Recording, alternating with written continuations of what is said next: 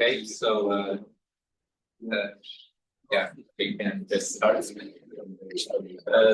we are our project is called decentralized training for Go services classification.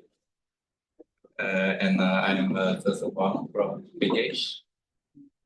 Also for KTH. I'm Palatip from Jopanya.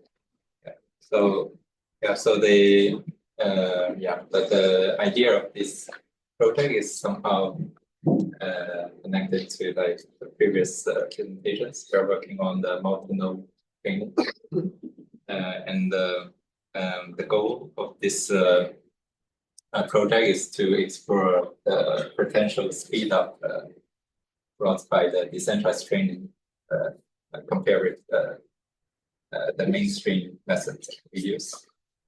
So here's the outline. I will first introduce the idea of the decentralized training. That is the main method we use in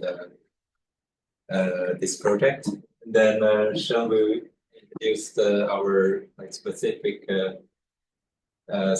task for the training, and then let's talk about the results.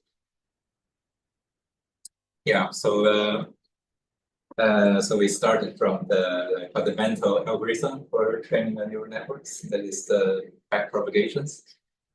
So the idea is you have, so when you train the neural networks, you first do a forward pass to compute the loss, and then you do a backward pass to compute the gradients, and then you use the gradients to do an update. And so this, so this formula basically describes the idea of stochastic gradient descent. So where you have n samples, and then you evaluate the gradients based on these n samples, and you compute their.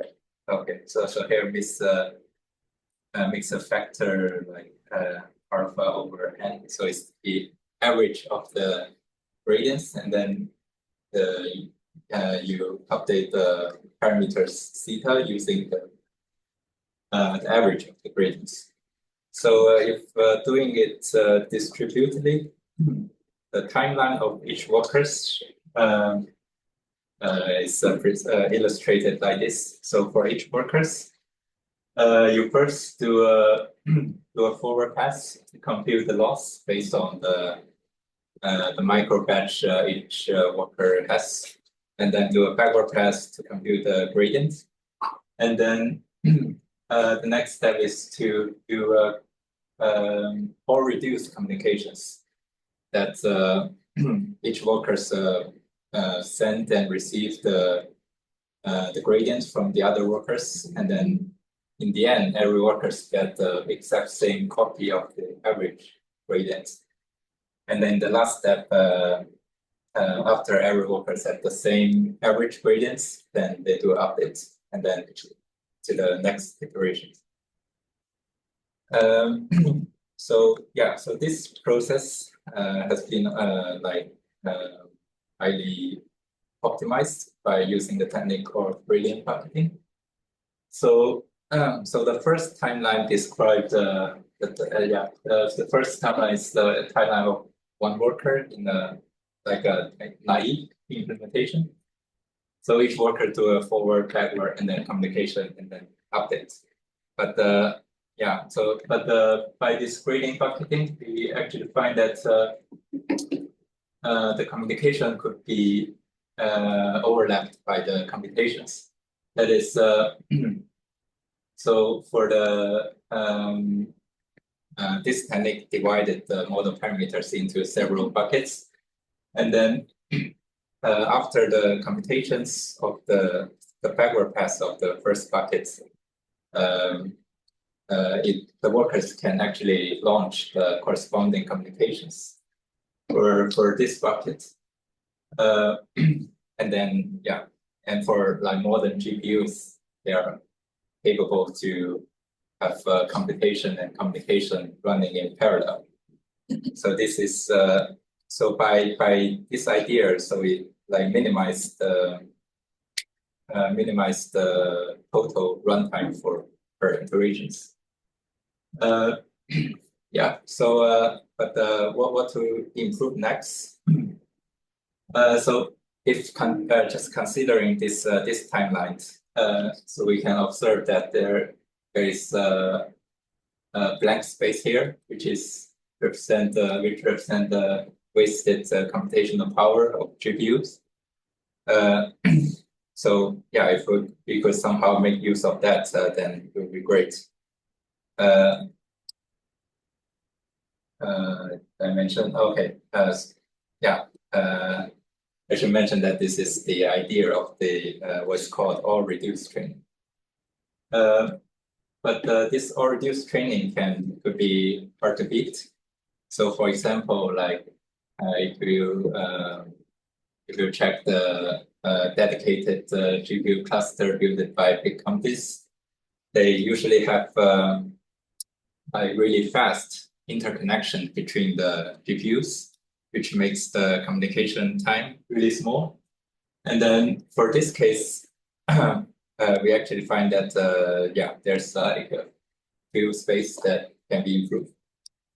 But in practice, it's yeah, in practice it's usually not the case. Like for our like normal people, that we can only access to like probably several servers you build yourself, or even for like academic clusters like Orbis and Basilius. It's yeah, it's easy to have this kind of timelines, which means the communication becomes the bottleneck when you're scaling up the number of workers. Yeah, and one thing you could observe is that the proportion of this blank space is basically determined by the ratio of the communication power and the computational power. Yeah, so in this slide we collected some statistics from some data center.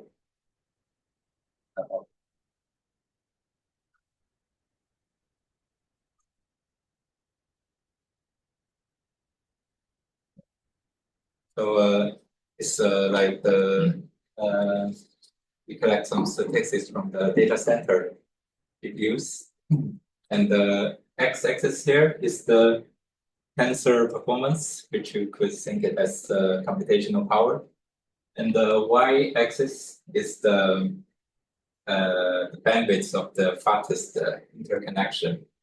The ratio of the fastest the rate of the bandwidth of the fastest interconnect to the computational power.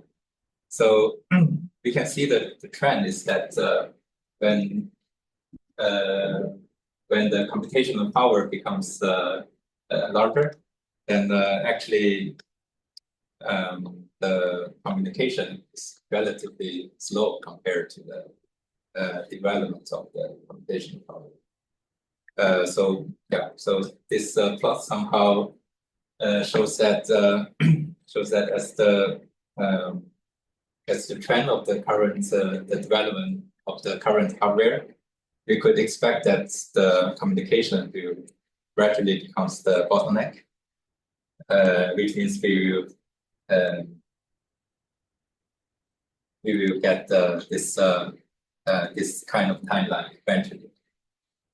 And yeah, and the next possible drawbacks of the all-reduced training is the struggler.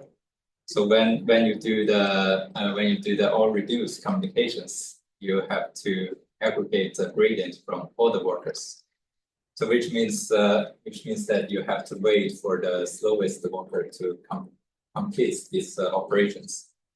So here shows like an examples of the timeline of two workers.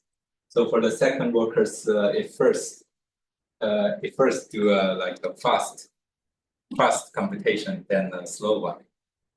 So for this case, so more time is spent on these communications because it has to wait for the first workers, and then like similar for the similar for the second iterations. So in this case, they are like more blank space that is caused by this struggler problems. And so actually in practice you probably will not use like two different hardware as workers, like the one that will always lower than the others. So but sometimes there are like some system noise that even though you use the same GPU to do the same computations, and the computational time will vary by probably 1 to 3%. And there could also be the case that you have imbalanced workload among workers. So for example, you do some sequence to sequence task like machine translations that you somehow cannot really balance the workload among the workers. Then this will somehow cause the struggler problem. So in summary, it's like the possible drawback of the all-reduced training is like all nodes has to synchronize in each iterations, which could this global communication could somehow be costly when you scaling up the number of workers.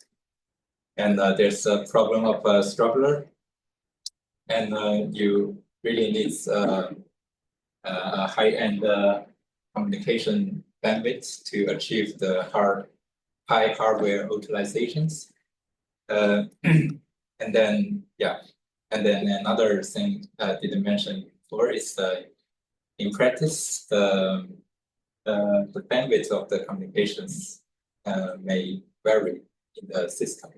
So for example, on a single machine, you probably have multiple GPUs, and the GPUs could be interconnected by PCIe or NVLink that has really high bandwidth. So for example, NVLink could be up to 7,200 gigabits per second. And then for multiple machines, they are connected by the probably infinite band or Ethernet. And on Orbis, the bandwidths are like just 100 gigabits per second or 25 gigabits per second. So it's like one to order of magnitudes difference in these links. But for all reduced training, it didn't consider this heterogeneous communications, just used as a whole. So next is talk about decentralized training. So here's like an update function to define the decentralized training. I will explain the notations a bit.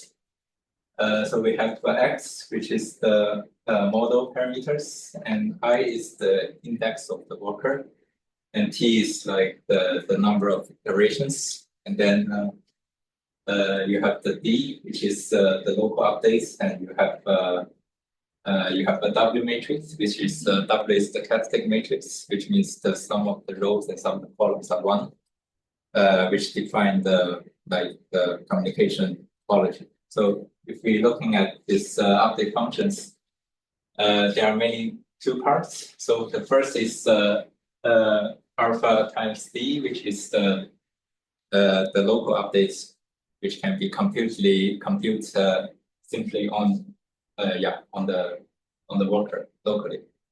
And then there's a weighted sum of the parameters from the other workers, but it's from the previous iterations. So if you define the Wij as like in each row, there's only 2 elements. There's non-zeros, which means workers only communicate with one of the other workers in each iterations. So that's what is called decentralized. And this also includes includes the asynchronous updates, because instead of using the model parameters in the same iterations, you use the model parameters in the previous iterations. So yeah, so why this could be interesting? So the first reason is that for now we don't have the global communications. Instead, by selecting a proper W matrix, each worker set only communicate with a subgroup of the worker, and this communication could somehow be cheap, because yeah, you basically communicate with less workers, and then yeah, you also have like looser synchronizations. You are waiting on the a less number of workers that yeah, which could avoid the structural problem. And then yeah, so by this decentralized communication, it reduced the communication overhead. Then it speed up the per iteration runtime. If we keep the total number of iteration fixed, then it also reduces the total training time. And the third one is asynchronous update could further hide the communication time. That I will give an example. Yeah, so recall that this is the timeline for the all reduced training. And here is like the timeline for the decentralized training. So yeah, so for this case, these workers do a backward, but we split the updates into 3. That's which means here we only update this bucket of parameters, and now we already have the yeah. So the after the updates is ready to launch the communications. And however, because we use the asynchronous updates, which means the updates of XIT here use the information from the previous iterations. So the results of this communication are actually needed in the next iterations. So in this case, after the updates for these iterations, this worker doesn't have to wait for the communication results. It can directly proceed to the next iterations, and yeah, and the result so this communication basically fully overlapped by the computation, and yeah, computational power is fully utilized. And yeah, and this is I've showed before. It's for the all-reduced training when there's strugglers. So for this case, yeah, it could also be the computation. The communication could be like also fully overlapped by the computation in this case. Yeah. So for this case, the second workers first do a fast iterations, then do a slow one. But yeah, even though there's like a big difference in the big variance in the computational time, but it didn't waste any of the computational power. Yes. So yeah, so another design space is introduced in the decentralized training. That is, you need to design the with the W matrix. That is the what is to describe the decentralized communication topology. So here is yeah, the topology we use in our experiment. So for this in this figure, each small circles represent the GPU, and the dashed line is the like boundary of a node that is a machine. So in this case, it is described like four nodes, and each node has 4 GPUs. And yeah, so this topology like highly utilize this internode connections because it's fast, and it tries to avoid the costly internode connections. Yeah, and it do it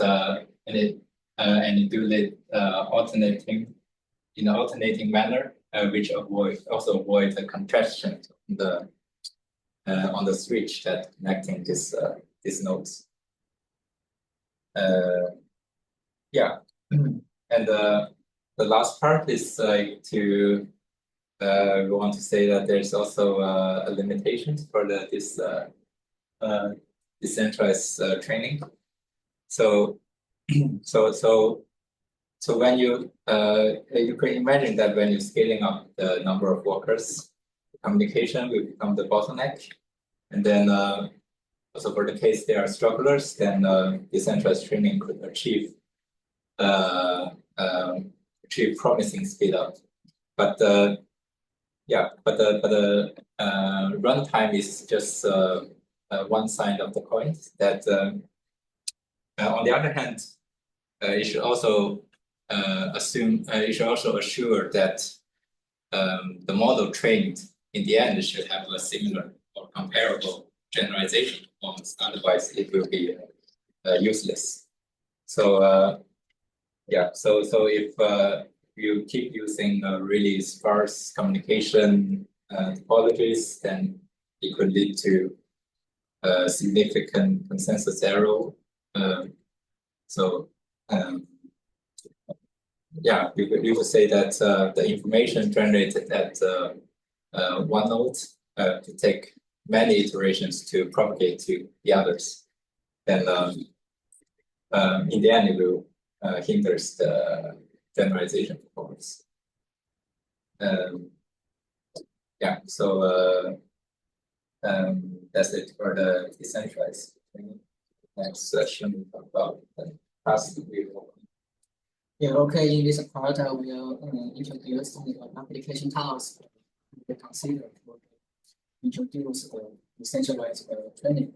Here we consider the road service classification of RSC.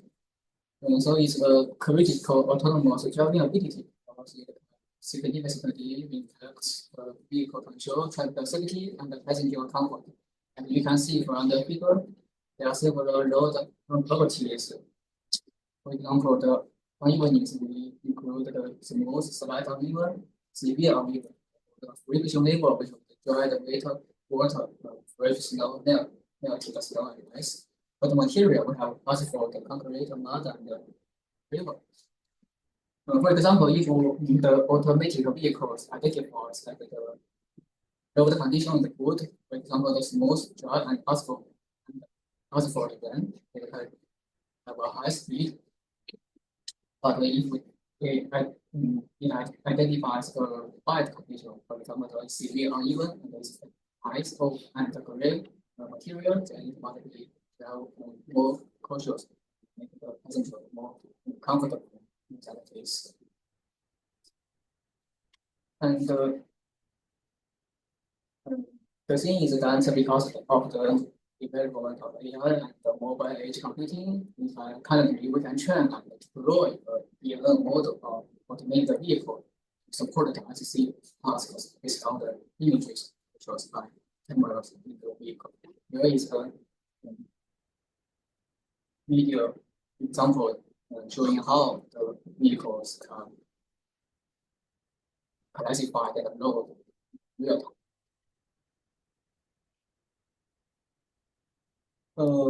But we all know that because currently there are increasing concerns about the user privacy, it may be feasible to run such a RSC task in a centralized learning because 24-reader private images from equals to a data center may violate data protection laws, for example, the GDPR in Europe. So federated learning is a suitable solution for the RSC task, and it had gained much attention from the autonomous driving community. And I guess we all know some basic backgrounds of learning. So by integrating the updated global model parameters and aggregating the global model parameters between the clients and the server, we can use both the private data as well as the computation resources of the massive distributed vehicles, the collaborative and the private reasoning, and several papers have explored the use federated learning in C domain. Here is the dataset that we use for the project. Actually, this dataset is very large. It has 1 million dataset, and it's a real world dataset. And some researchers they collect all this data using the real vehicles on the roads by themselves. And as you can see, the dataset itself is naturally unbalanced because for some usual condition, it's easy for them to collect many images. For example, the weight asphalt is smooth. It has more than 80,000 images. But for some unusual situations, for example, the weight asphalt and severe is because the situation is unusual, so it's difficult for them to increase the number of examples. So we only have 3,000 or 4,000 examples. Except for the imbalanced distribution. In federated learning, we all know that there is another type of data because the data sharing is forbidden in federated learning, so each vehicle has its own driving behavior, and the image data among the distributed vehicles is non-ID, which is not independent and identically distributed in the realistic scenario. And here we utilize the theoretical distribution, which is also a popular method in federated learning research. Here is a parameter called alpha, which is method. A higher value of alpha means a lower value of alpha means a higher level of heterogeneity. If alpha equals 0, then it's the extreme. The extreme heterogeneous situation, which means that one client only have the examples from one class.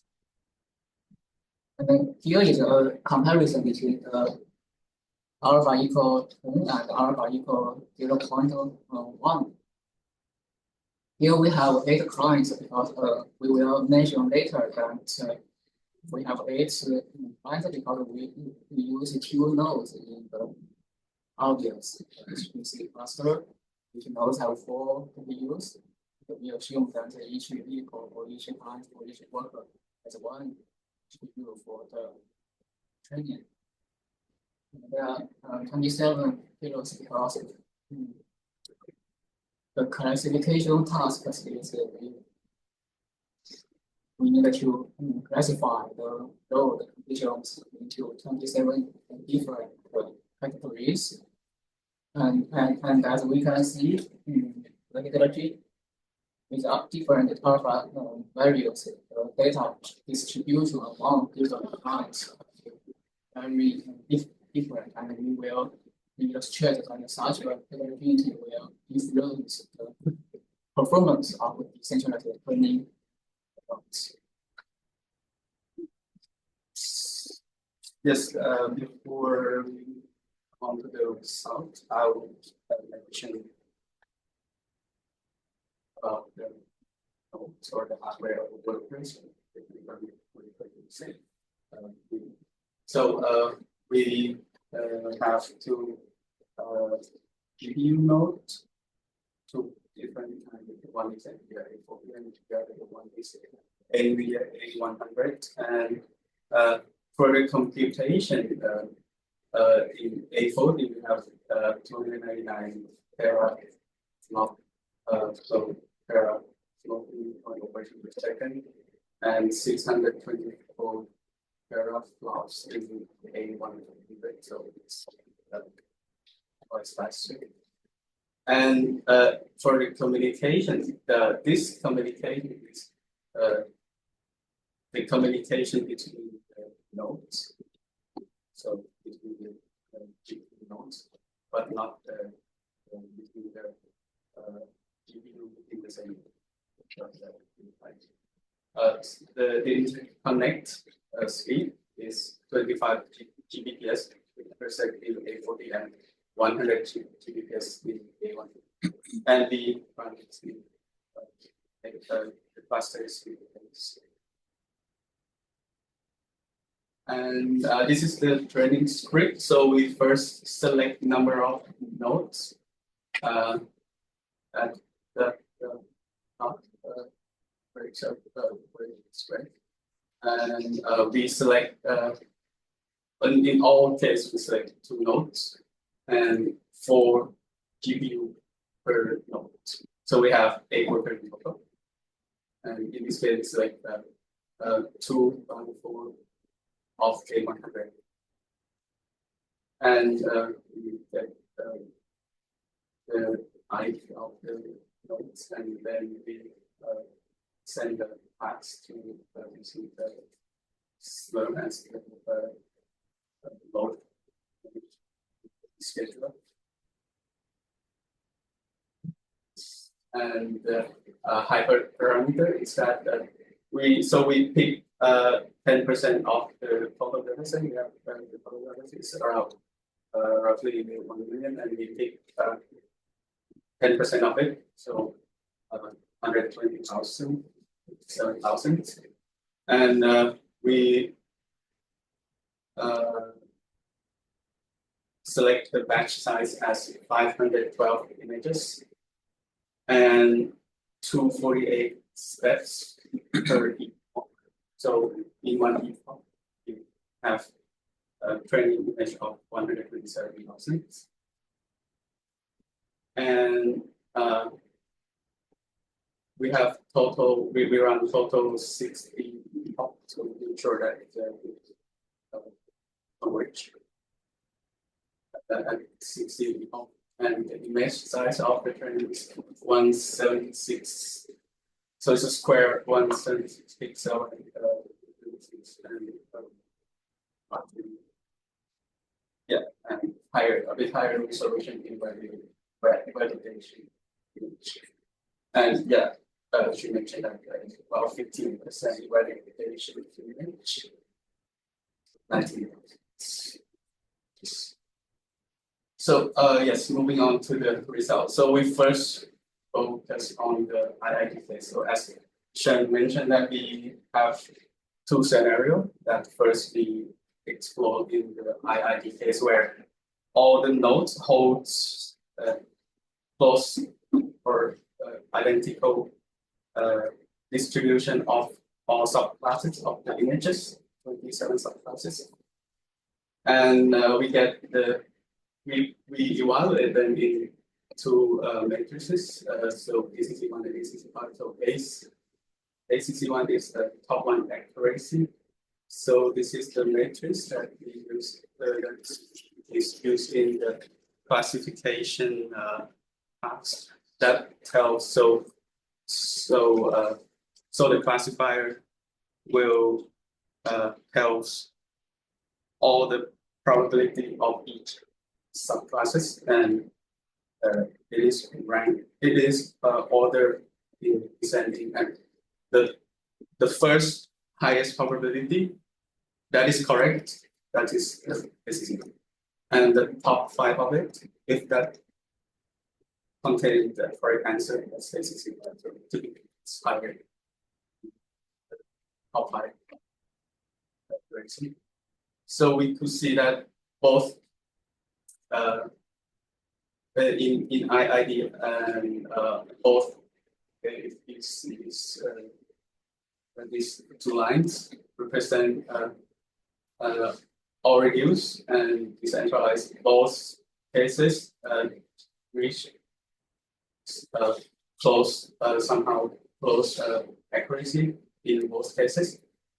But however, these decentralized converge much faster in the training. So and x-axis here is the time in seconds. So it's finished the whole 60 much faster than the already setup. Also here in the 65 and they both give approximately the same accuracy first. Here is the same thing but with A100. So this is A40 and this is A100. Both give something that is, I mentioned that they give good accuracy level, approximately equal, but the decentralized setup finish the training faster. And onto this table, we compare two hardware, the GPU nodes, where we can see that the A40 give the speed up 23%, while this A100 have the speed up only 7%. This is mainly because it's the interconnect speed is much slower in A40. So it's centralized work much. Yeah, so the communication is the main point that slow down is the training. Yes, and moving on to the non-IID case. So as Sheng mentioned, that the non-IID is that we have a different setup of the distribution.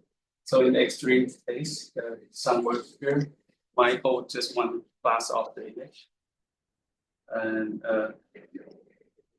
in IIDs they have equal distribution of the data set, and we can see here from top to bottom is that where we have like where the highest case is IID and to the bottom is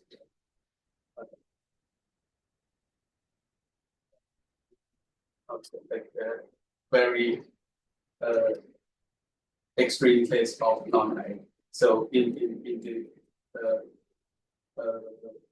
these two cases is where we have alpha as 0.1 and 0.01, and we can see that the accuracy level is so low that not only that but also the variance is quite high. So yes, and we compare this between two GPU. So this is between the decentralized and already, and we found that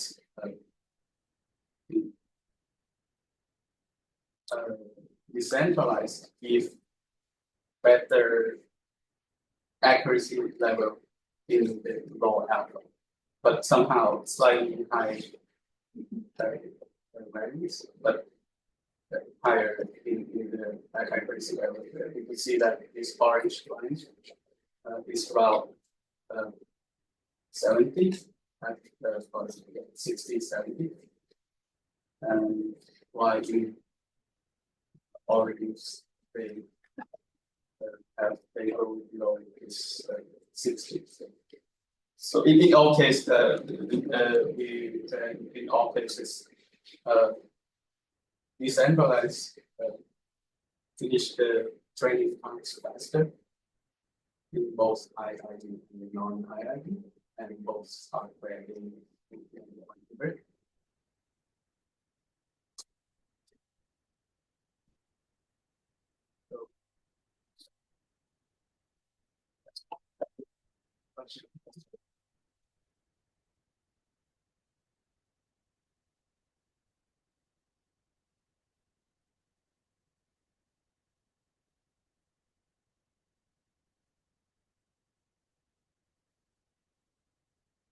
Kind of framework, a library for that. Yeah, it's PyTorch. Yeah, but the baseline is based on distributed data paradigm. Yeah. And we have created another wrapper for the model that to do the decentralized training.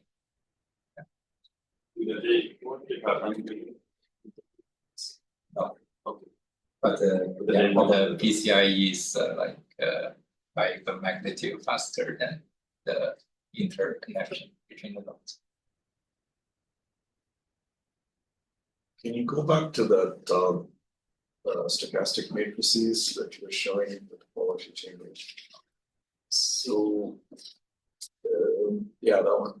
So you have a sequence of topologies. Yeah. So they're changing as you're updating, right? And that's optimizing the bandwidth structures. Yes. And I'm just curious, is there any asymptotic analysis done? Yeah. So their analysis considering how fast the convergence will happen. Yeah. So actually there are two aspects you consider. So one is so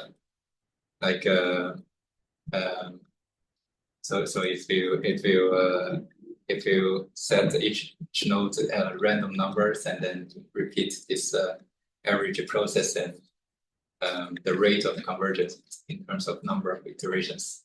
And in practice, you also need to consider the practical runtime for this topology. So, yeah. Yeah, like in these pictures, you seem to have only a specific pair. Yeah. There's only one, so I'm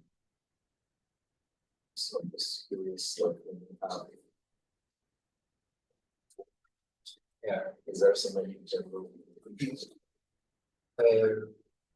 Yeah, it's a problem. Right? It's The will affect the space. Yeah, it also, yeah, and in practice also need to consider the capacity of the switch that connecting this nodes, so that you could the number of communications that cross the nodes will probably cause congestion on this switch, and then it's not flowing linearly. Also, I have another question. So this whole thing with encoding heterogeneity of things using various functions right? So when alpha is very large, you just get a spike on the Dirichlet simplex, right? I mean, so everybody has a vector of probabilities that are very similar. So everybody is similar. It's like small. So, but that problem, as you say, is it's well known, right? So when you start pooling that rate of learning or averaging, you will get into issues because different nodes will have very different examples, right?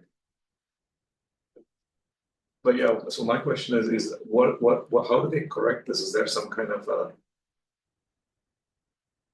correction mechanism in the sense that VCs like the third row with snow all the time? So when you start averaging these gradients, you actually people come forward. So I think yeah, as a whole, I can tell you what they are really searching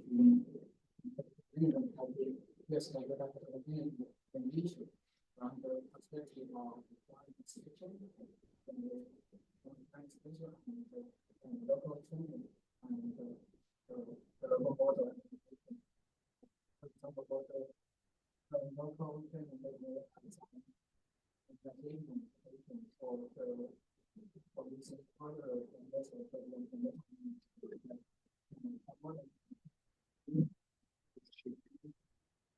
more positive one specific as well as it was data the model application we may have because already we only consider the number of example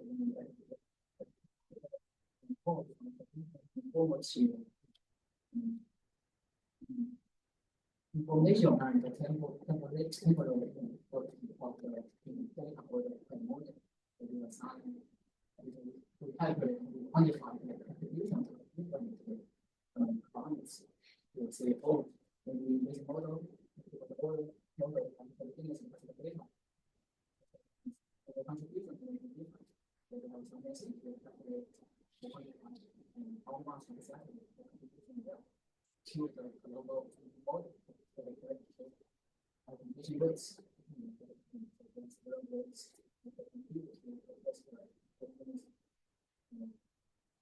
Data issue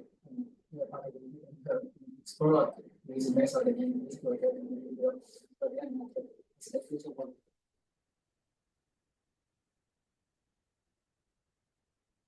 Okay, there are no other questions, let's start with them.